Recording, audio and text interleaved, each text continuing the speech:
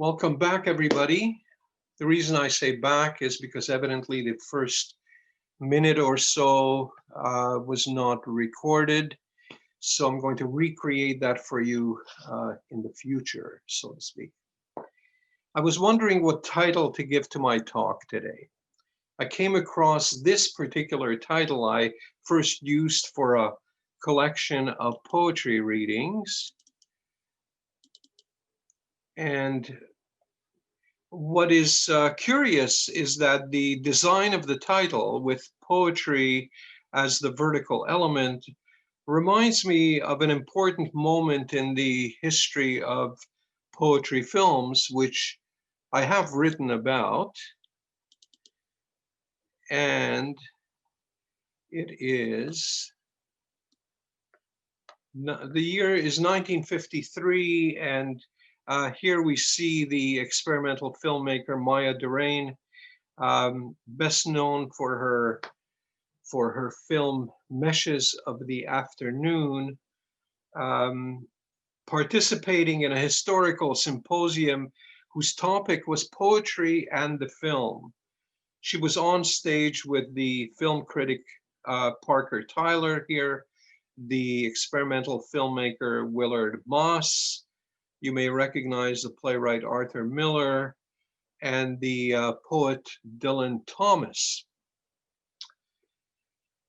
She introduced a radical concept that would influence the way we could perceive and identify the poetic moment in a film or a play, any dramatic narrative.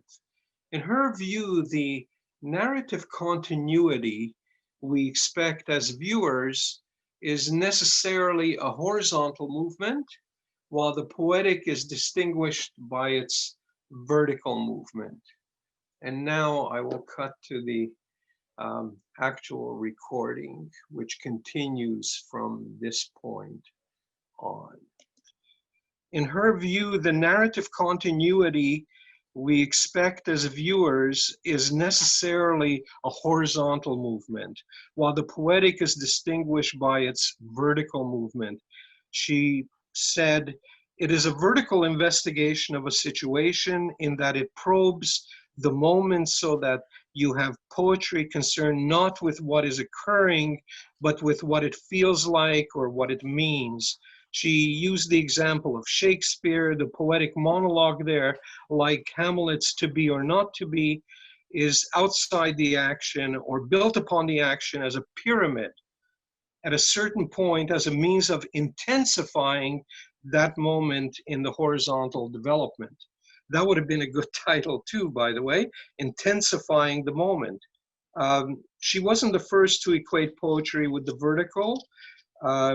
In his 1947 book, Sergei Eisenstein, in the book The Film Sense, compares the horizontal movement or development of film shots to the horizontal linear development of melody in music, and as opposed to the harmony, which would be the vertical orchestration.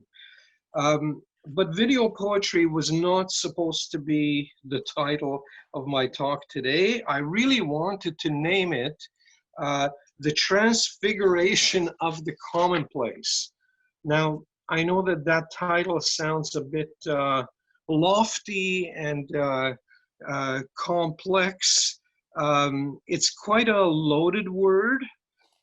What I would call charged with spiritual meaning. For me, it's more of a transformation of the commonplace. I came across the phrase as the title of an essay by the American art critic and philosopher Arthur Danto.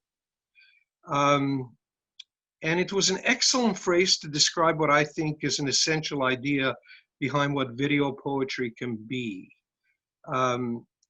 By commonplace, I mean an image of the world captured with a camera or some everyday language we might hear on the street or read in a book or on a computer screen. And you can imagine my surprise when I came to the end of the essay that he had written, which I'm excerpting here.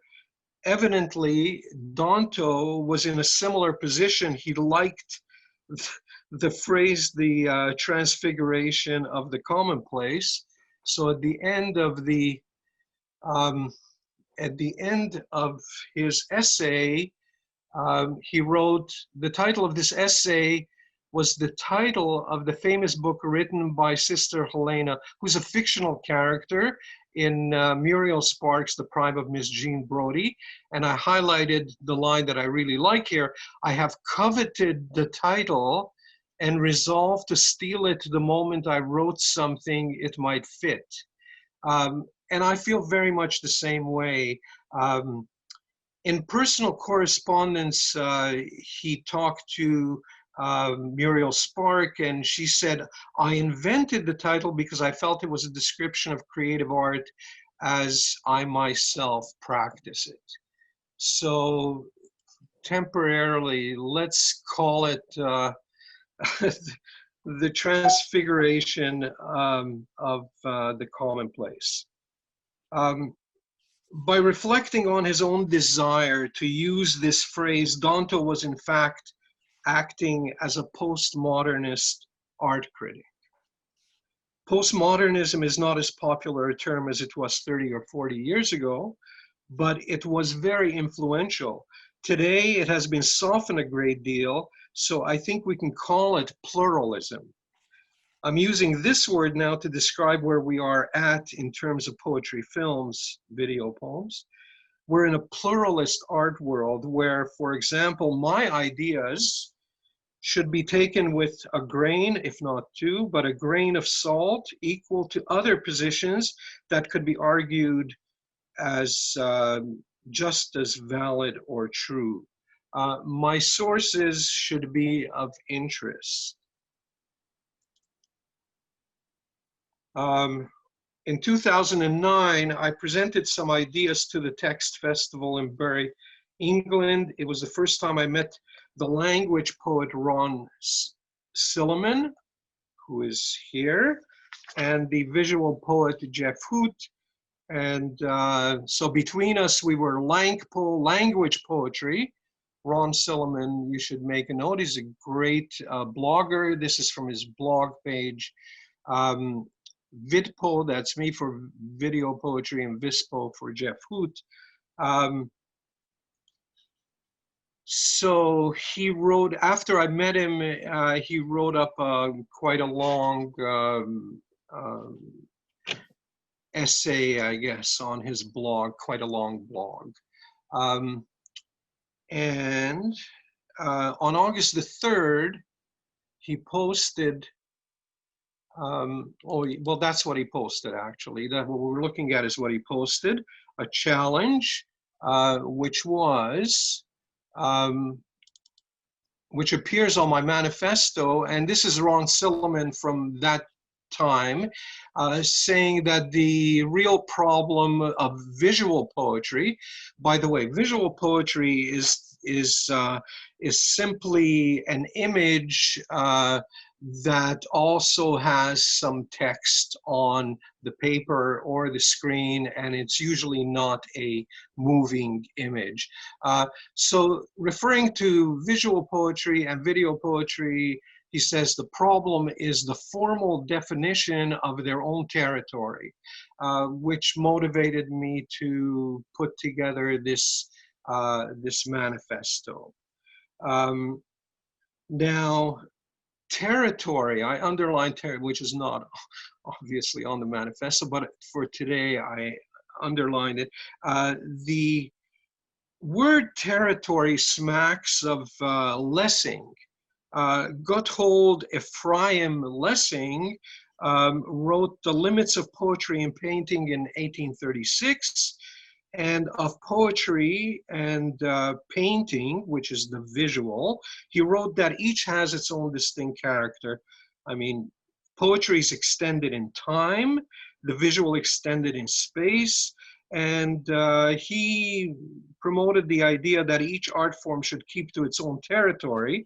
But film, you would think, film would solve that. It's space, the image, and time, the verbal, expressed together. But what if Lessing is right and there is a natural conflict between the two? So I responded with a definition that you have access to, and the categories, which are down here, so that we could compare apples to apples. So here are the important points. The important points. So the definition is pretty straightforward. There is this tautology that you could complain about, that the juxtaposition of images is poetic, and you say, well, come on, you know, that's the same thing as saying poetry is poetry. But that's why it's in italics.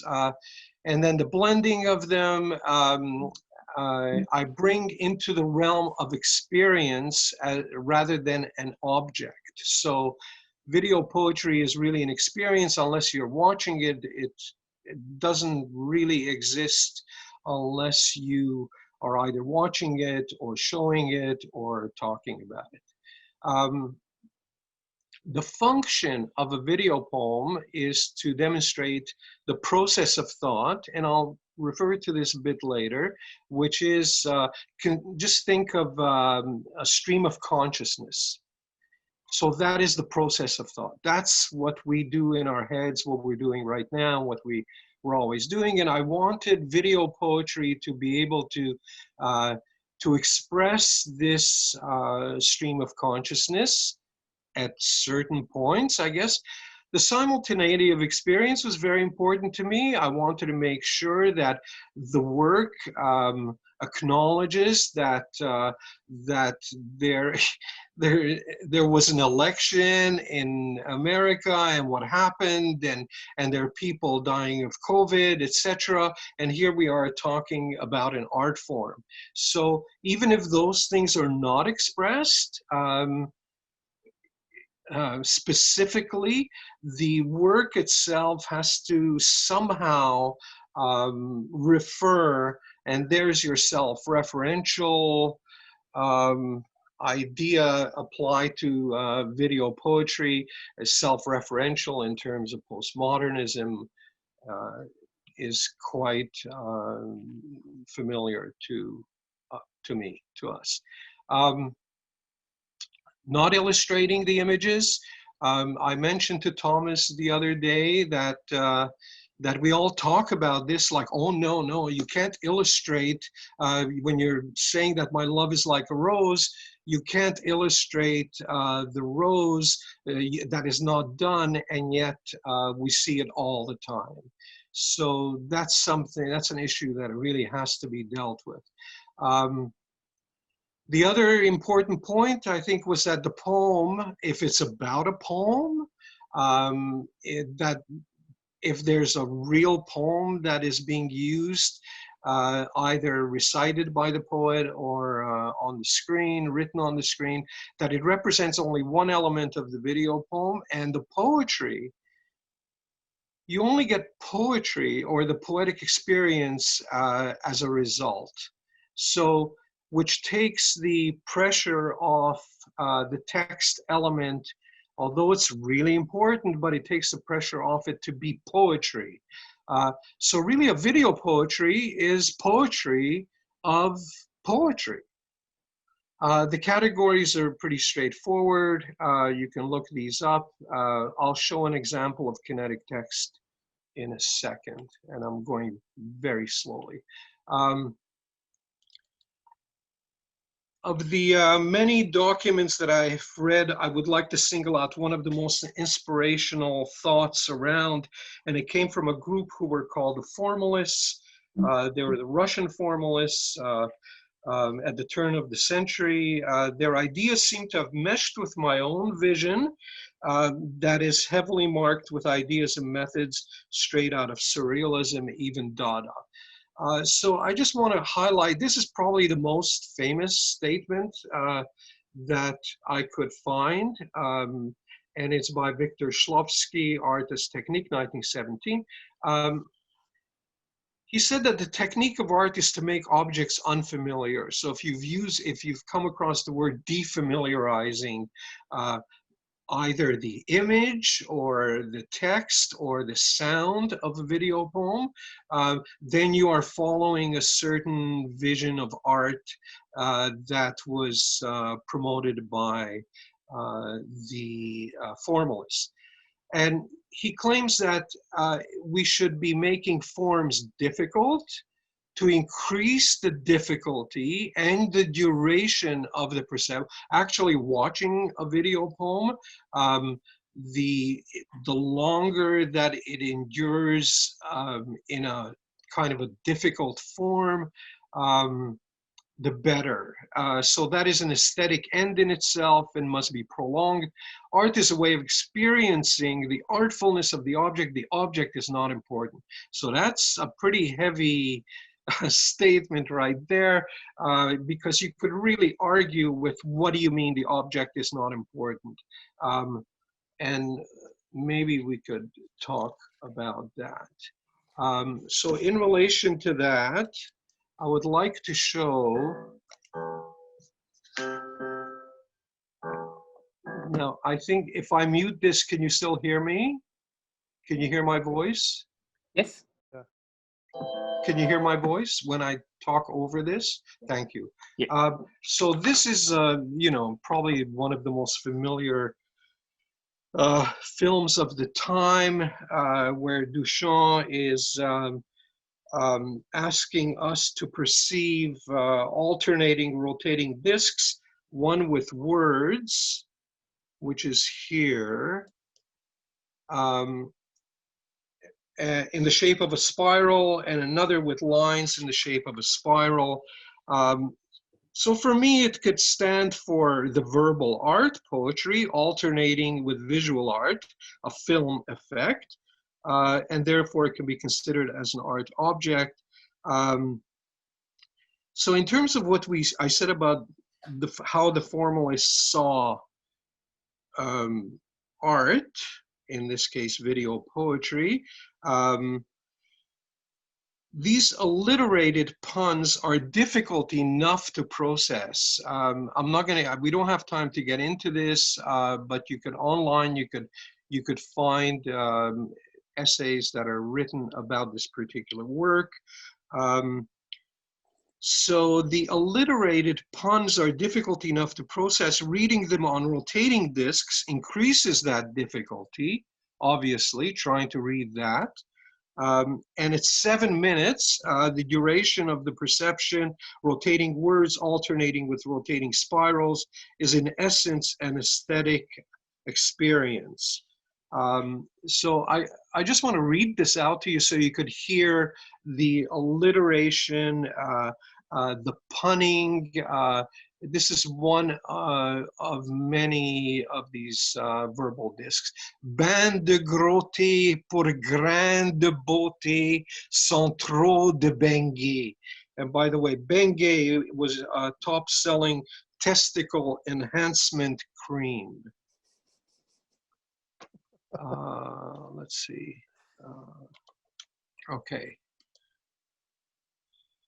So now like the permutations that act on the sound of words and phrases, the permutation to syntax, which is how the words are put together, also can produce new unexpected meanings.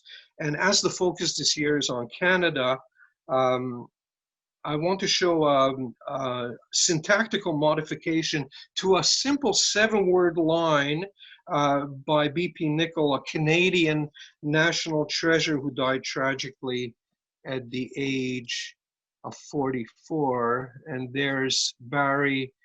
I'm not sure if he's at the Vehicle Art Gallery where we all worked at the time, but the fact that that's a wooden floor and a white wall, that's good enough for me. So I'll try to get, this is called First Screening, and He made this on a computer. It's very primitive, you know, kind of concrete poetry like. So I'm going to skip to the second one, which is also the same thing. Basically, words moving around on the screen. I want to focus on the next one called Letter, which is should be just coming up right here. So I'm going to pause it. And so this is his line. Sat down to write you this poem. And syntactically, he's going to push the words over one by one. Down to write you this poem, sat. To write you this poem, sat down. Write you this poem, sat down too. And you this poem sat down to write. And this poem sat down to write you, which I think is such a beautiful line for me anyway. I hope that you feel the same way, that out of these 7 words, this type of permutation, which he got from poets like Brian Gysin, who also happened to be born to Canadian parents, had been exploring poetry by applying permutations to a sequence of words in a single line. What is presented is how fragile and unstable any language can be. Out of this instability, like Duchamp's puns, it is a performed poem. Now, B.P. Nicol was 1/4 of a sound poetry performance group called the Four Horsemen here in Canada. Performance has to have a visual aspect, not simply a stand-up recital. So I'm going to play a few seconds of the Four Horsemen.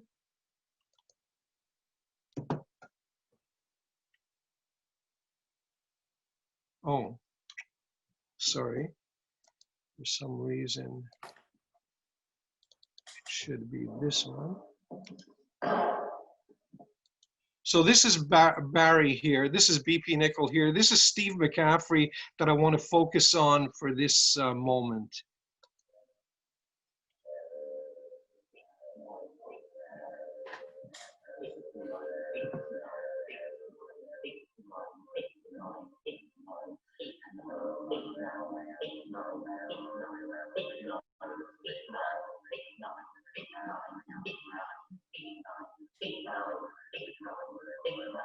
So I'm going to stop that here. So this is from a performance at our gallery, Vehicle Art Gallery. The Four Horsemen, Rafael Barreto Rivera is off the screen here. This is Paul Dutton. So what makes this a poetry performance is not the sound that they are. It's obviously a sound poem that they're collaborating on, but a poetry performance really must have a visual aspect to it. And here, the gesturing arms of Steve McCaffrey makes it into a performed poem. So wherever there's some action or some visual context, we're no longer talking about a sound poem. We're talking about performance poetry. Another Canadian artist, Mark Sutherland, made this work.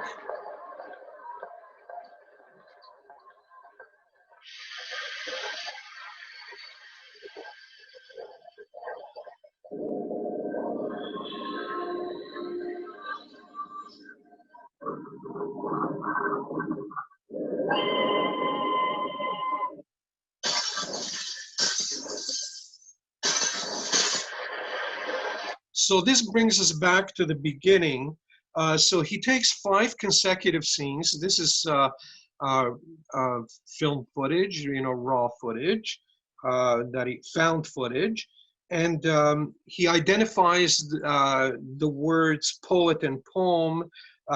As each scene is repeated, the accompanying soundtrack is deliberately shifted to the following scene. So he attributes new meaning to the repeated scenes. So what by adding poet and poem and with an arrow on the screen, suggests that we should also be looking for relationships where they did and perhaps no longer exist. The title recognizes the sound artist Jack Donovan Foley. It's kind of a tribute to him. But I'm going to get a real move on here. And I want to show something that I know most of you are familiar with. And so this is Matt Mullins. If you can hear me, I hope you can. Our bodies. And our bodies are to be our bodies. We hope, constantly changing, our bodies. And our bodies are to be our bodies. Behold thy hands. So what he does here is he was working with an unedited footage of the evangelist Oral Roberts that we see on the screen preaching a sermon, and Mullins wrote that it was a bit like how a sculptor might see an artwork inside an uncarved block of marble. The video poem was in there. It just needed to be revealed, carved out. So he edited out all references to God, making this very humanistic message based not in the abstract, but in our flesh, in our bodies. In a way, it could be seen as a transfiguration in reverse. The rhythm produced in this work speaks to what the early formalist, later to be structuralist, Jan Mukarovsky, together with Roman Jakobson, identified as the poetic function of language. The analysis also applies to the hybrid form of video poetry.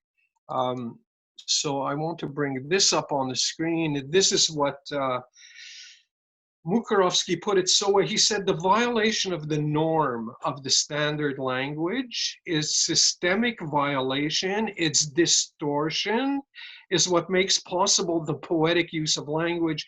Without this possibility, there would be no poetry. And Roman Jakobson, who actually came up with these, like the 6 functions of language, poetic function being one of them. Poetry, he said, is organized violence committed on ordinary speech, which kind of connects us with the formalists, because these two guys were also formalists to begin with. But I want to point out words like violation, systematic violation, distortion, organized violence. So what they're promoting is this that this has to become a part of the art project, part of the artwork, in order. And I know they're talking about poetry, but I'm kind of expanding it to video poetry, which is, like I said, poetry about poetry. Now we're at 9:35 already, so I do want to show you Gary Hill. Oh boy, I shouldn't have done that. Okay. I do want to show you Gary Hill. I'm sure it could have gone another way, a completely different way, a way that hasn't ever come to mind, but that's a given. One can never observe all the possibilities and So what he's done here, Gary Hill, is he's a video artist, although he works with language, but he certainly doesn't mention poetry in much of his writing. But it is a very poetic experiment that he's giving us here. And what he's doing is he took shots of his office with small details that are totally insignificant details visually, and he's matched them with his voice so that each sound of his voice refers to a picture, or a picture refers to sound of his voice. So these are the kind of experiments that we are making in order to create this particular form of video poetry. And boy, I'm going to need some more time here, but I'm going to move on to. So this is the Spanish, actually Argentinian poet, artist Azucena Lozana, or Lozana. Her work is called Loco Paparazzi, and she uses a surveillance camera's closed circuit signal for the visual context. It's a homeless man. When he's asked for his name, he calls himself Loco. And so she walked around with this footage for a long time before she came across this poem by the Bolivian poet Oscar Alfaro, and it's a conspicuously Marxist poem fable called The Revolutionary Bird.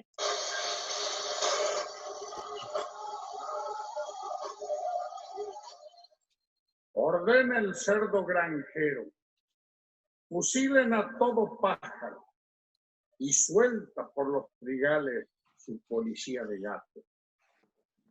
Al poco rato le traen un pajarillo aterrado.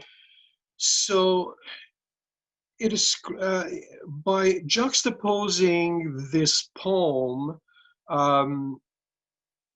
it ascribes a new meaning to the original written poem, and literally transfigures, if I can use that word again, this individual, transfigures this individual to achieve a status that is unavailable to people of his station.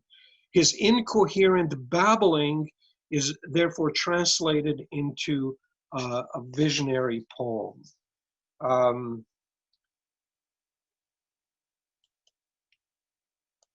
Another Canadian, Harlene Weiss.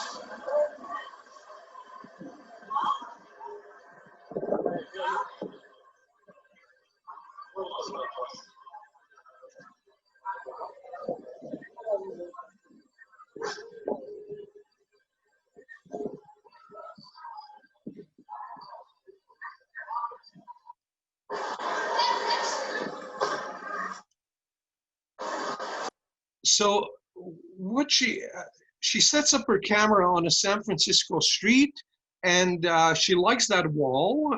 She can superimpose text on that wall, and she frames this old lady who obviously is a stranger. And this woman now she keeps recording, the camera keeps rolling, and the woman will not move out of the frame, which allows Harlene to keep putting text on the screen and continuing her thoughts, where this woman begins to obviously represent her mother. So she will perform as the artist's mother, and this is in the context of using video poetry, in video poetry, the element of chance, how important it is. In Sarah Tremlett's Some Everybody's, she also points her camera to a inconsequential street corner, but the modifications that she uses, the defamiliarizing that she uses here, is to slow down not only the visual, as you can see, but she slows down the audio, the sound. And what is really quite interesting is that she transcribes commentary or dialogue heard on the street, ordinary dialogue heard on the street, into text that begins to scroll also at a very slow speed on the screen. And it is, again, this combination of defamiliarizing something that we would look at normally, and there's some modification that's given to it. And also, importantly, in terms of the transfiguration of the commonplace, here the commonplace is the street, but it is also the dialogue between people. So we're at 9:42, and please let me do one more, because I came across, so this is Artur Spunte is a member of the Riga, Latvia poetry and multimedia collective of artists called Orbita. So what we're seeing here is, on the left, the artist uses his phone to connect with another location, which functions as a music player. So she picks up the phone, okay, we get through that, and what he begins to say, the text that he is now going to transmit to her, is what I would call a traffic report. A car pulls out of, on the right-hand side, a pedestrian. I think it's pretty loud here. We're going to bring this down.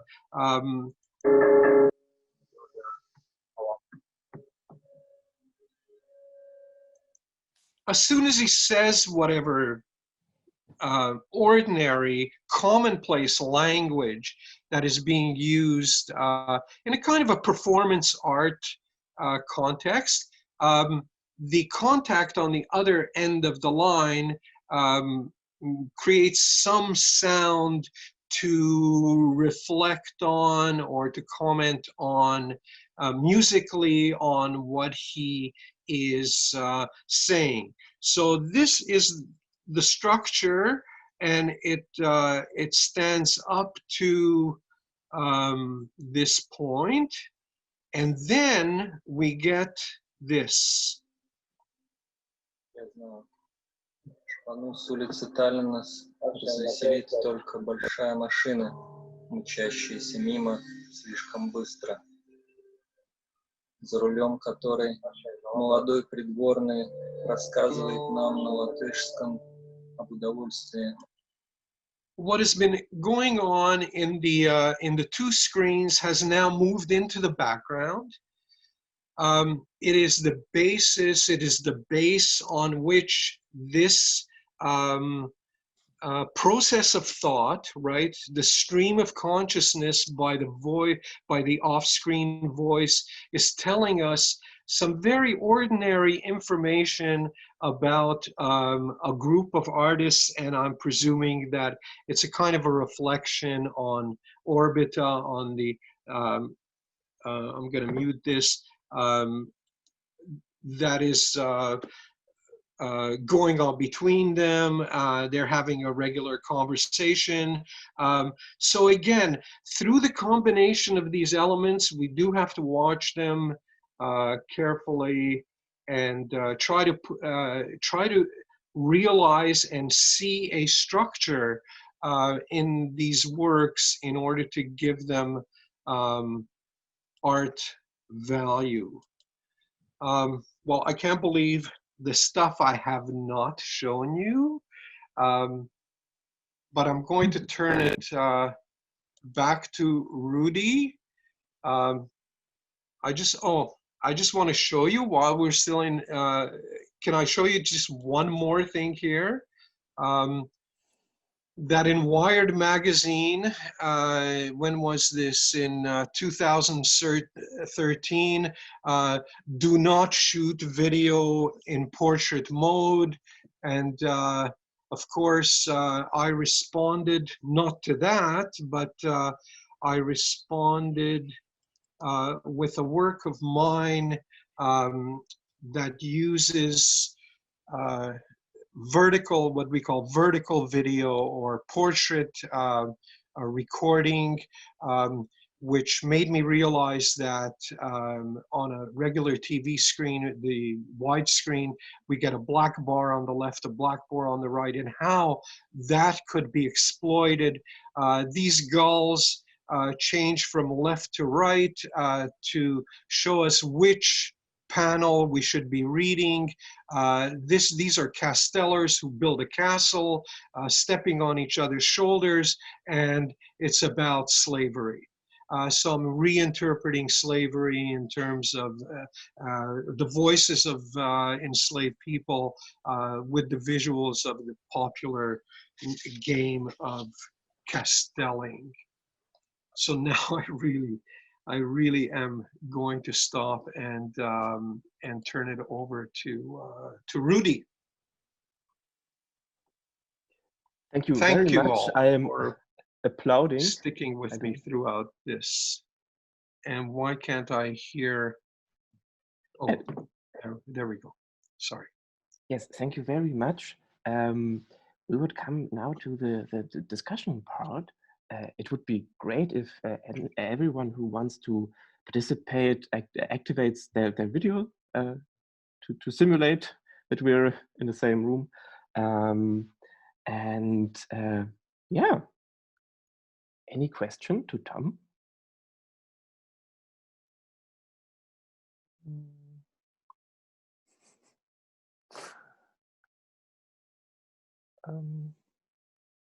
It can be a comment, you know. You just keep going on and on, Tom. Really, how are we supposed to work with this?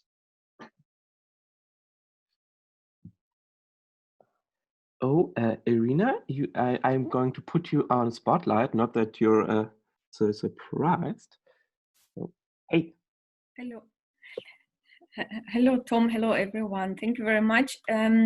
I found two very interesting thoughts or concepts in your presentation. The first one was the expansion concept, I would call it, where you say that the verbal content expands in time and the video content expands in space. So I think it's a quite complex concept, and for the at the first I think that the verbal content can also expand in space, and the other way around also. So both of them can be brightened in the world and in time.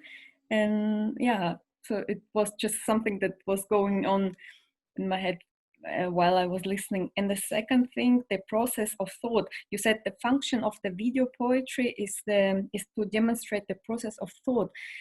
And every time I watch video poetry film or poetry film, I know there are some differentiations. I think that if you apply this process of thought, then I think there are thoughts of the person who makes this movie, but the thoughts are not necessarily the ones that were put in the poetry itself. So it's yeah, interesting if you could say maybe a couple of words to this.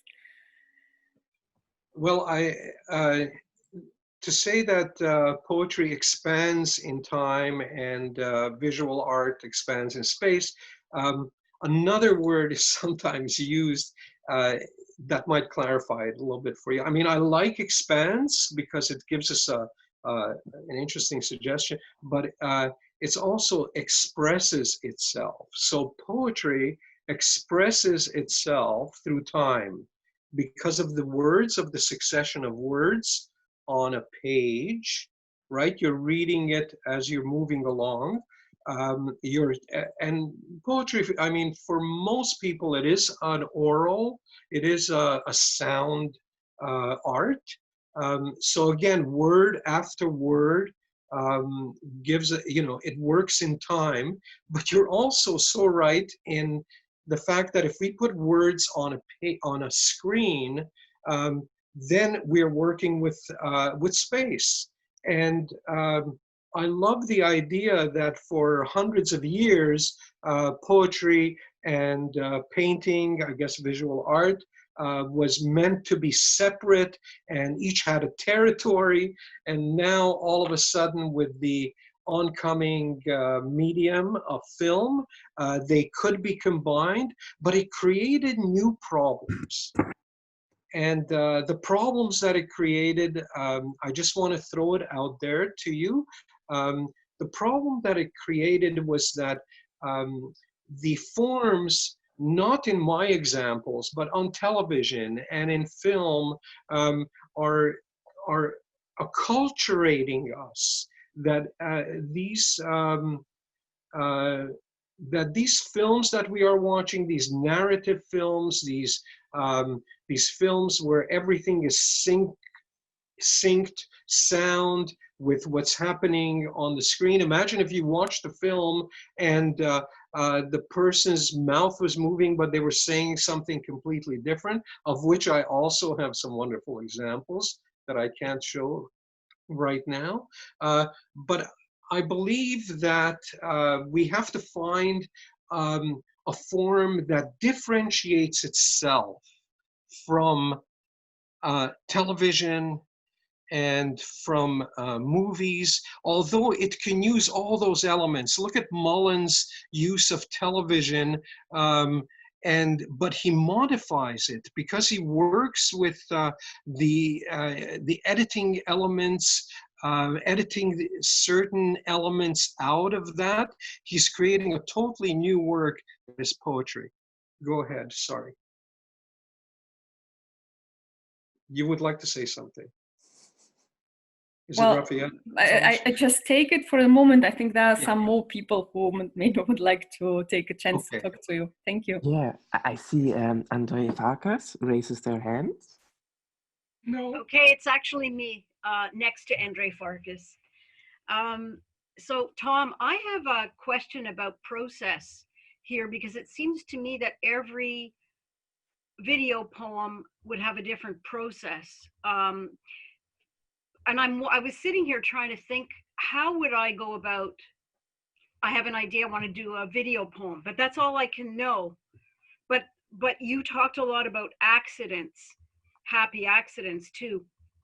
My question is, let's say tomorrow I decide, okay, I want to start creating a bunch of video poems.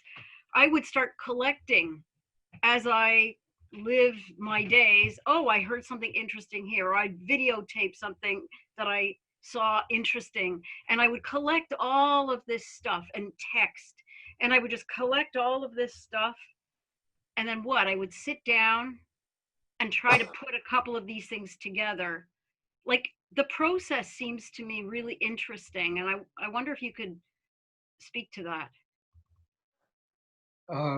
Yeah, it's I think it should be difficult. I think that I keep thinking back to Azu, who was holding on to this footage of this homeless man on the street. She was going out there every day. She was hassling him. She was paparazziing him. Who are you? What are you babbling about? You know, what secrets, in other words, are you withholding from the world? And of course, he was just well, I can't say what he was, but he was definitely just babbling. And she didn't know what to do with that footage. So I want you to put yourself in her place, that she's got this interesting footage of this man.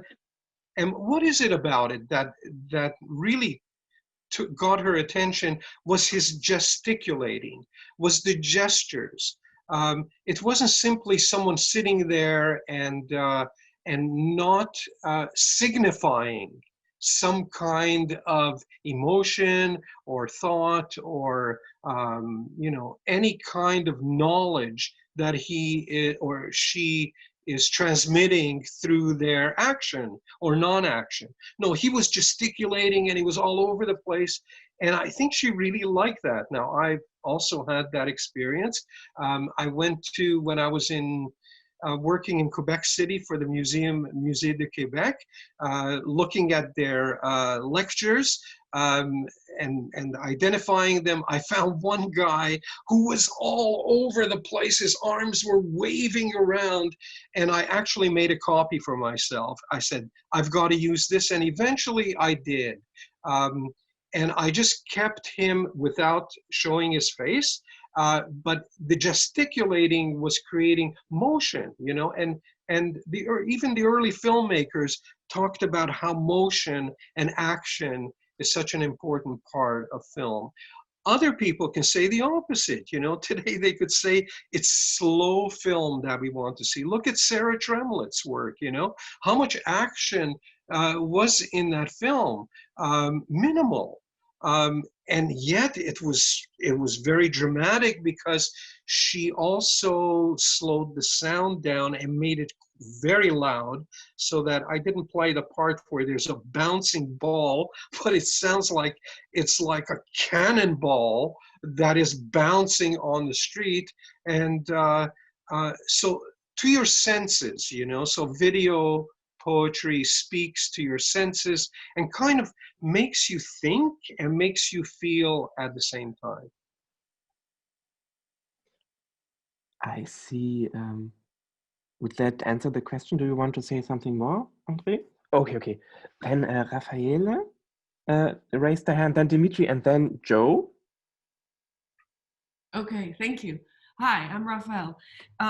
Thank you. And I was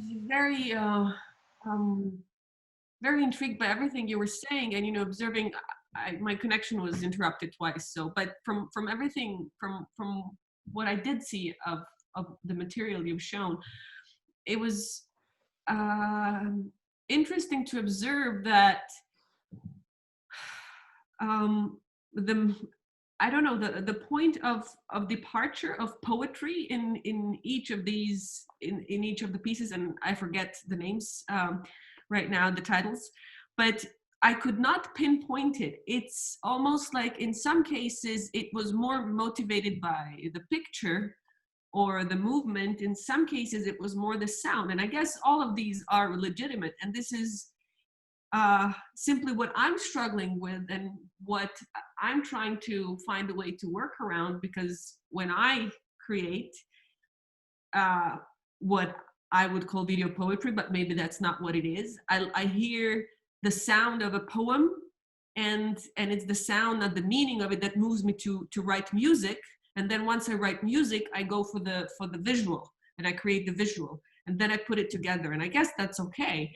But it's almost like I don't know, I feel like there's what I'm interested in is actually, do you see or do you know of a point of departure that surpasses these different levels, like a picture and the movement and the sound and the word? Is there something else, or is it simply whatever happens depending on what you start with? What you're suggesting to me, I'm looking at Sarah now. What you're suggesting, if you could give me back, Rudy, where I was. Yeah, sorry. What you're suggesting, what I could respond to you, I think the most important response I can give to you is that when you work with your poem, the process of the departure, of working with that poem, I believe that you must reduce its significance. In other words, accept it as raw material, ready to be changed by the visual or the music, or it's going to change the music, it's going to change the visual. You know, I often say that you can't talk about the poem or the text without talking about its relation to the image or to the sound. So what I want you to do is don't consider the poem sacred. Think of Matt Mullen's Our Bodies, Our Bodies. So what he did was he took the sacred words of the evangelist. Wherever he mentioned the word God, he cut it out, he cut it out. So the only thing that was left was human. The only thing that was left was the body. So there was no more sacredness to what the evangelist was saying. He was morphed, he was changed into this other speaker. The text was changed into out of its ordinary meaning. Do you see what I mean? That's how I can respond to you when you say that I write a poem. When it wants to become a video poem, in my opinion, then it has to lose its sacredness, I guess, is the best way to put it. Okay, thank you. Thank you. Okay. The next one in line is Dimitri. I'm going to put you in the spotlight. Hi to everybody. Hi, but you don't have a video, so I don't put you in the spotlight. Okay. Okay. Tom, just one more questions about the realization of the video poetry. Do you think that it's a work by an equipe made of a lot of people, filmmaker, musician, the poet, and so on, or it's a work by just one a video poet that must have all these professionalities? You mean? So what kind of relationship in the first case can born when there is a work that is more complicated because there are more people? So for instance, the silence of the poet could be considered different in a different way by the filmmaker, that could move on images different from the thought of the poet. So what about this? Very good question. So working by yourself compared to working with a lot of people collaborating. So what I would say to that is that to me, the most important thing would be whoever comes up with the original idea. So I'm presuming it's the film artist. It doesn't have to be. In many cases, it's the poet. But to me, what is really important are the elements that are determined to be in the final work. So let's say the final work requires 20 people, cast and crew and the editing and the sound design, etc. To me, the collaboration there is interesting, but the original decision of we will have 2 actors, we will have the action, they're going to be swimming, and the text is going to be superimposed, etc. If those decisions come first, and whatever happens to those decisions along the line, working with other people is okay, because the original decisions have been made. These are the elements that we're going to work with. It could change a little bit this way, it could change a little bit that way, but the original conception is what I'm most interested in. Yes, Tom, it's very interesting, but for me, for example, it's very difficult when you work with other professionalities, for example, with musicians, because you have to adjust the text. So the work together is a sort of collective work.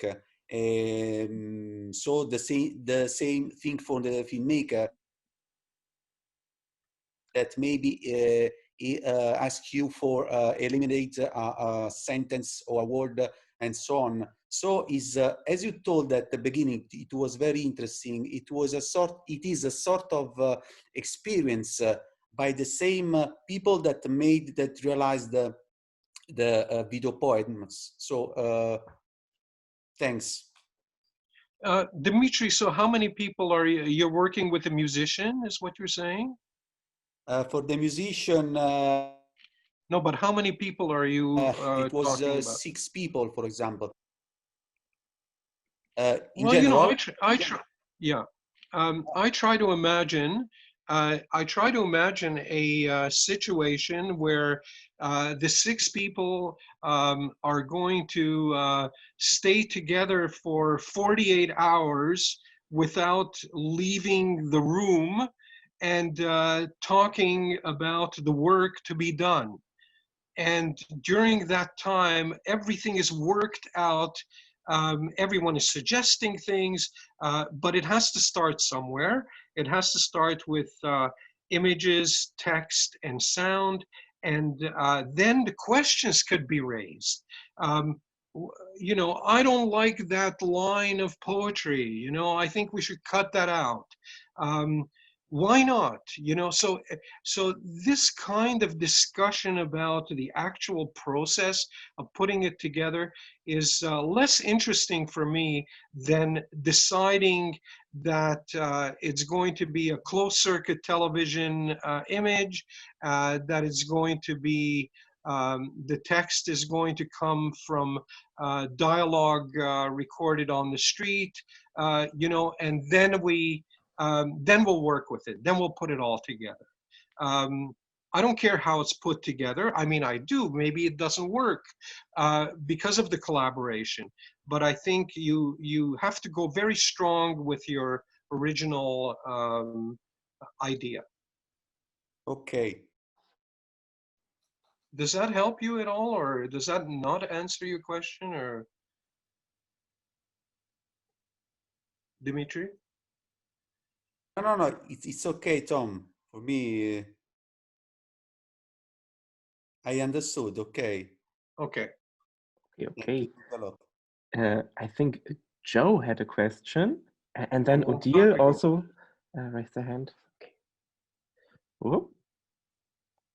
Hi, nice to see you, Tom, and nice to see everybody else. I'm glad you started with Maya Deren, and that seemed to be an interesting way to frame this issue of video poetry, precisely because in many of her films, there is no poetry per se, you know, and I wonder whether sometimes the problem, I remember seeing, and I wish I could find this again, I remember seeing an amateur film made around the time that Maya Deren was working, and it was called a poetry film, and it had, you know, all sorts of like Greek togas and laurels and, you know, sort of dancing in lakes and forests. It was very kitsch, right? And I think that I think the problem of the term poetry is the term poetry sometimes, and I think there's possibly sometimes I think not only a threat of kitsch, but also the problems of where it exists institutionally, and you know how it comes up through disciplines. So I would say that you know a lot of these films are negotiating. When you're talking about the different problems, I think these films are negotiating the problem of poetry, being poetic without being poetry, whatever it is. I think that to me, when I think of this notion of the vertical, when you talk about, I think of when Nathaniel Dorsky talks about intermittence. This is somebody who doesn't use words in his films at all, but they're routinely called poetic. I also liked in the article that you wrote, the movie Lift with the canals. I felt that was very nice in terms of the way, just the rhythm of editing and the counterpoint. And there was something there that even if the text wasn't there, I would find there to be something quote unquote poetic in the rhythm of the editing and the counterpoint. So I guess my main point or question is just open up the question of, you know, why poetry, why use the term poetry. Sometimes this is why a lot of people like to use the word text instead. Yeah, definitely. I definitely lean towards text. It has a more neutral connotation. It doesn't pretend to be, well, you know, doesn't pretend to be poetry, because poetry ultimately in a video poem is the result, as I wrote, is the result of all these things coming together. And you know, it's funny because I often quote Maya Derain because of her statement about verticality, about where we find the poetry in a work, and yet her work has absolutely no words. She uses no text whatsoever. And this is a huge, this was a huge problem and may still be, in that a lot of people saying, well, why does it have to have words? So then we're back to that original question. And my answer to that is, yes, there is territory. There is territory of words. And because I was a poet, member of a visual art collective, I was trying to protect the territory of poetry. I was trying to protect the territory of text. And very often I would see visual artists using text. Think of Jasper Johns and, you know, all the text in painting and etc. I mean, there's so many examples of that. The best example is Duchamp, because with all the you know, the controversy around it, is it art? You know, how can a urinal be an art? What made it art, what Duchamp has given us, is a title. That the urinal is not a urinal. He's not putting the urinal forward as a candidate for art appreciation in Dickey's terms. He is putting forward fountain, standing in for a urinal. It's a metaphor.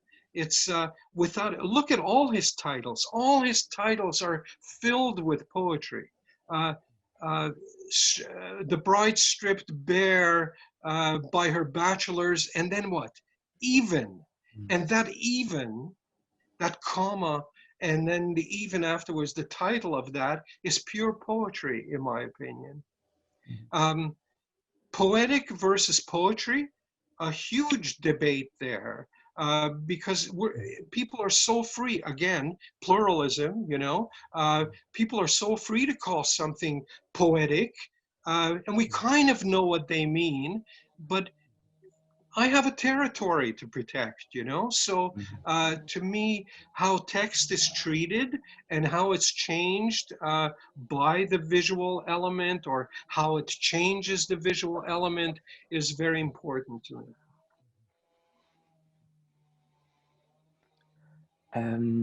I see that Odile raised the hand, then Katja, and then Sarah. Okay, I think maybe the question I had has already been answered. I myself, being a poet, asked myself if you think that poets could make a video poem of their own poems, but I see now you need a lot of distance, and you said the poem is not sacred. I think that could be the key. So perhaps that is the answer that you would say to something like that.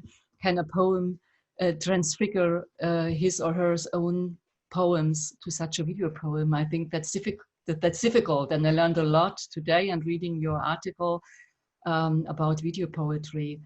That was the question: is the poet able to do his own or her own poem to change it, transfigure it into in a video poem or video poetry? And the second question is, I think that for looking those videos, it's the question of reception. You need a special attitude. And being a poet, I think, for example, me, I always looking for the sense and what does it mean and everything.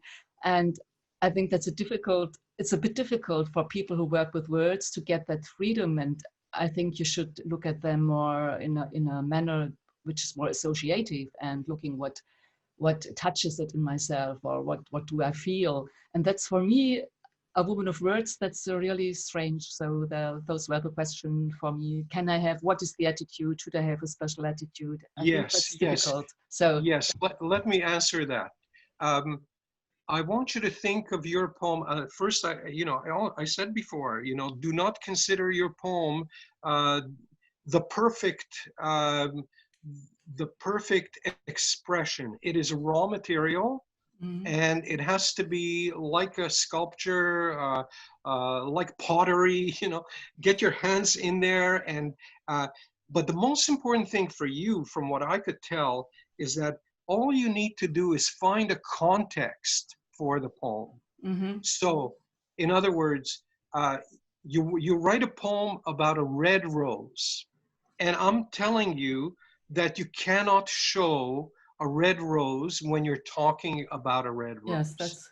So, if that is off the table, then your first step really is to say, in what context can I speak about a red rose that is not illustrative? So let me leave you with that, okay? Yeah, so that's clear. Whatever you decide to, if you want to keep the poem, look at that revolutionary bird. That is the poem there. Nothing has been modified, nothing has been changed. That poem still exists as it was, but it's put into the persona of this homeless person who seems to be saying the poem. So the context of this very socialist kind of Marxist poem is put into the voice of someone who actually is suffering from social evils or whatever. There is a connection there, but he's obviously not the author, he's not the poet. The artist has found a context for that poem. So find yourself a context that would make it more interesting than the original poem. But I have a question with that, because I've made one thing. I had a poem and a certain theme in this poem, and then a really different context, and made a little film. And in this film, there are no words at all. Would you say this is video poetry or not? If there are no words, it is not video poetry. Okay. If there's no text. In the video, okay, yeah. Yeah. At the end of that article on Facebook at Zebra, put an article that links to the poetry film Canal of Guido. I hope he's still here. Puts together this super magazine relating to video poetry. And my article is in that magazine. And right at the end of that, if you're still not sure whether there should be text in a video poem, then check this out. So there was a discussion on Facebook about exactly that question. Do we need text in video? And most of the people said, no, we don't need text whatsoever. No text. You could have just dance and nice images and call it a video poem. And again, that's the influence of postmodernism, of pluralism, that we have to be open to everybody, we have to be open to everyone, we have to respect everyone, and that's a very fragile balance that you're asking there. But thank you for asking. Thank you for the answer. I'll read again that article. Yeah. Thanks. Okay, Katja wanted to ask something. Exactly. So first of all, thank you for your masterclass. It was really, really interesting to, listen to a de facto veteran of the field. So the question is, what do you think is the future? I'm asking because, my background is literature and music, but I taught myself filmmaking, and I've been making, poetry films for, several years now already. And I find it the most holistic way of delivering poetry in a way. And I think it's actually also a way of presenting poetry that is interesting even to people who are actually totally not interested in poetry. So what do you think, like, what can we expect from the field? And what do you think would be interesting to, explore further? Oh, okay. Well, those are two very different questions.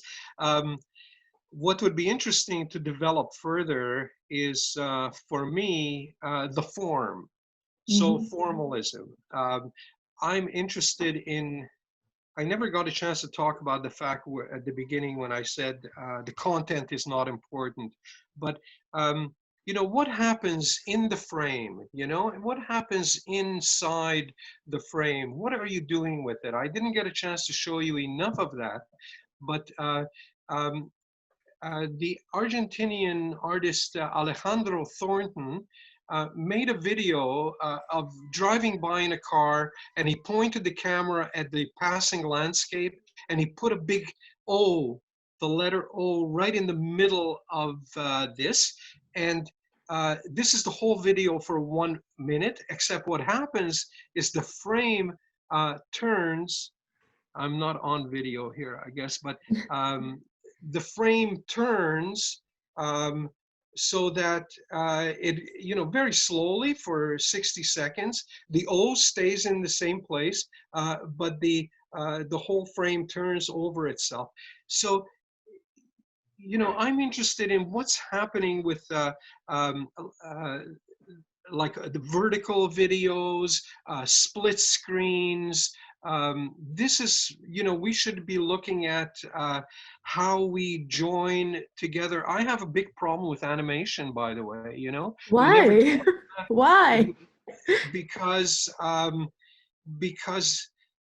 I want the visual aspect of a video poem to bring us the world.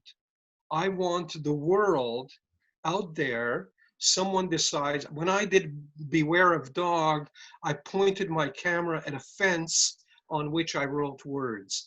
And that fence with our neighbor is from the real world, you know, and any image that you have from the world, the real world out there, is more important to me than a drawn image. But it's not always the case. Consider Natalia Federova's Snow Queen. If you get a chance to see that, it's a poem by William Blake, and she took the animation out of the Walt Disney film, The Snow Queen, and she keeps repeating one particular sequence over and over again to the sound of William Blake's poem about anger. It's about being angry, and we see her face is really angry, but we realize that it's a repetitive scene, that there's no plot, you know, there's no story to be told. The story is in that poem, and Walt Disney's character just keeps coming back, and the effect of that is very poetic. As far as the future is concerned, what I'm most concerned about is that we're getting our information from TV and from films for this particular art form, and I'm afraid that we are imitating them in the way that they are putting programs together. I want you to watch a TV show or a movie and pause it and say to the person who's sitting with you, say, that was poetry. And then rewind it, and it was 10 seconds, and something happened there with words and with images that made you stop and say, I don't care about the rest. I don't care what went before. That moment, that vertical moment that Maya Derain refers to, that's the poetry. So the future, as I see it, there is already a tremendous influence from to make short films, that poetry films that tell a story, that are narrative. And that's wonderful, you know. It's wonderful, like you said. So many people, you know, this is their first encounter with poetry. So let it be everywhere. Let it be plural. Let it be from one spectrum, which is to show the red rose on the screen when you say red rose, to the other one where you say red rose and you're showing a prison. You know, you're showing someone lying in a pool of blood in a prison, and recite a poem about a red rose and bring that tension, that conflict together for a different kind of effect. So that's a spectrum, you know. So from one spectrum, that's the future, you know. And where do you want to be on that spectrum? Where do you want to be on that spectrum? Do you want to be on the side that is more of a conceptual artist, or do you want to be on the side of a commercial filmmaker? So everyone has to make that decision for themselves. Rudy? Yes. Okay, thanks. Sarah Tremblay wanted to ask something. Hello, can you hear me? Yes. Yes. Joe, I think it was probably James Broughton, I don't know, who you saw with the fanciful poetry film from Maya Deren, Time, only a bit later. Can you hear me, Joe? You can't hear me. Joe, I think you can hear Me, Joe? Yes. Yeah. You did I mention James Broughton? No, you mentioned somebody, you talked about some filmmaker around the time of Maya Deren, and I'm sort of fanciful figures, and I'm just saying, I think it could have been James, it could have been. James Broughton. Let me, I'll write that down, thank you. I just wanted to... Sarah, we don't talk about James Broughton. We don't talk about James Broughton because, again, he's one of many. I mean, he was a very prolific poet, filmmaker. He was very well known. He had a big reputation, but I've always found him to be of that spectrum, of the illustrative spectrum, that didn't interest me very much. No, but I think that's anyway. What Joe was meaning that, I think. Yes. I can't see you, so it's quite hard. Oh. The other thing is, what happens, I'm going to ask you a question, Tom. What happens if you have a poet, a lyrical poet, and, you know, with a strong voice, strong identity, and then you make very conceptual visuals for a very defined poem, let's say, whether it's spoken or on screen or both. What would you call that? Well, first of all, you know, if you're making a conceptual work out of a very strong, subjective, maybe even issue-driven poem about homelessness or refugee problem or some kind of Black Lives Matter problem, if that is the content of the poem and the delivery is very powerful, then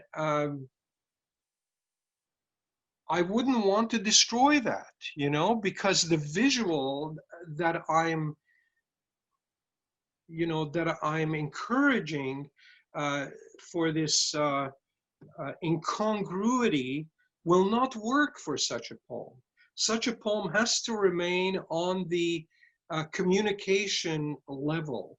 In other words, when words, Joe knows this very well, when words draw attention to themselves as being out of the norm, when violence is done to a stream of words and it brings attention to itself, then it's very poetic.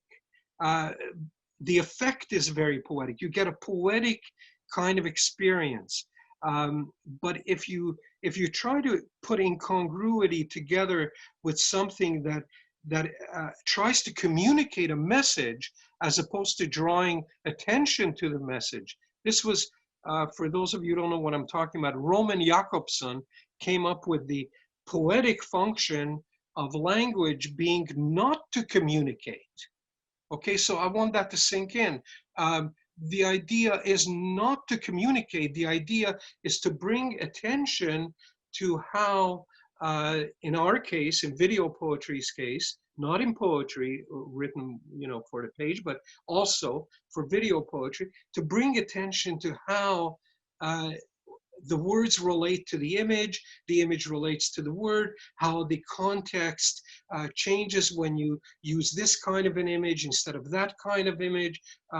That's what interests me. If you have a very strong voice, speaker, keep it straight, put it out there, call it a poetry film, and it will do its work. I actually, that I try to suggest a little bit tongue-in-cheek, I have to admit, but I tried to suggest that a poetry film should be of a different definition than a video poem. I really try to make, because that's my past, because that's what I'm attached to, because of who I am and the kind of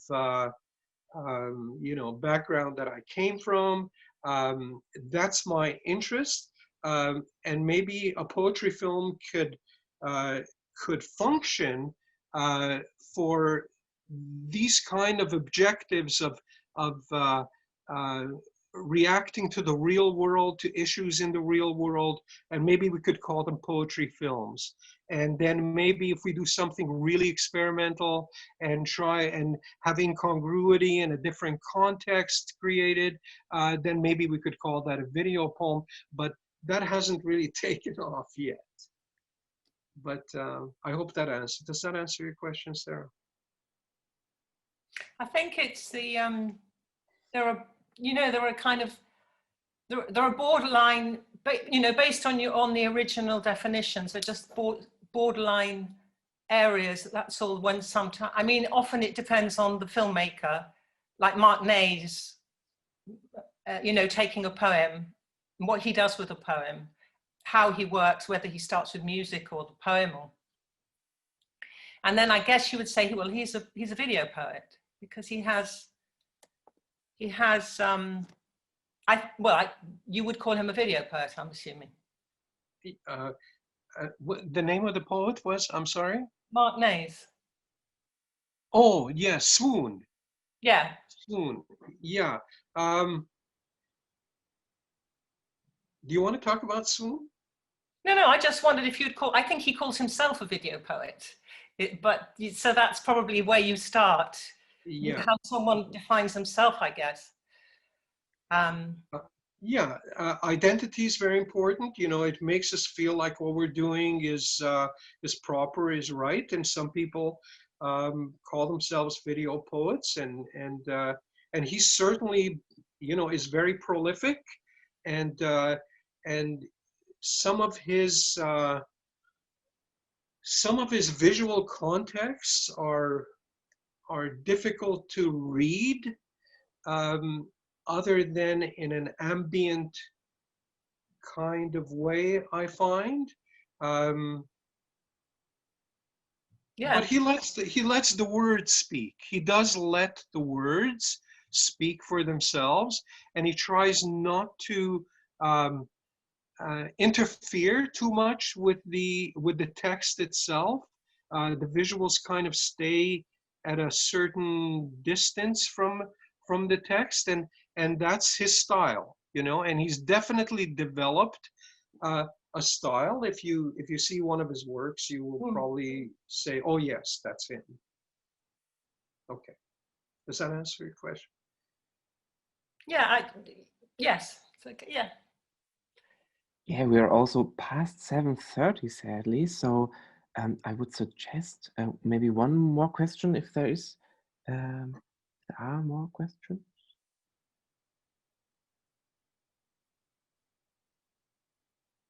No, okay.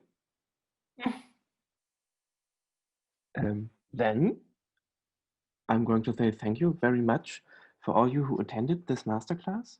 Thank you, Tom Konyves, for this lecture. And I wish you a great rest of the Zebra Poetry Festival and the prize ceremony today. And Thomas, do you want to say something, some final words, or? Yeah, just I was really flashed about how this master class worked. It was really, I love to see you all from Canada, Sarah, from England, Maciek, Ebba. I only know your names, but now I see you in front of the camera. And some of you I know from personally, and some of you have seen 10 years ago. So it's good to see you here today. Charles, hello. And Janet, hi. Lee. And also, of course, Andre, hello. So, and Raphael, Odile. It's really was lovely to see you again. And it was lovely to have a masterclass with you today. So stay healthy. And maybe you would like to join us, also Katja, to join us later. Yeah? So thank you. Thanks, everyone. Thank you. Well done.